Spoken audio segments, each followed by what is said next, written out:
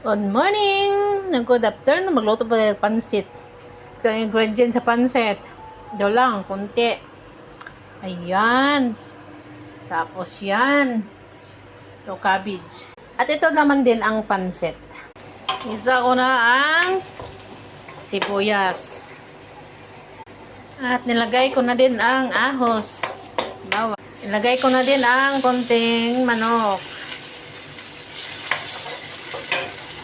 Nakang balunan. Abay, siyempre, lagyan din natin ng nor cubes. Lagyan na natin ng toyo. At ilunod ko na din ang crab's ball. Ayan. Masarap talaga ito. At ihalo na din natin ang carrots at bell pepper. Hinalo. Nilagay ko na din ang beans. Siyempre, ihalo ko na din ang cabbage. Sabi niya, Tok, kumain ka na naman dyan sa labas ha. Di mo na naman kumain. Bilihan mo siya ng sa ano.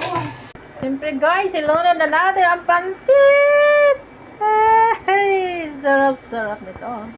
Guys, hinalo ko naman guys. Oh, malapit na ito maluto. Siyempre, naluluto na. Lagyan naman natin ng onion leaves.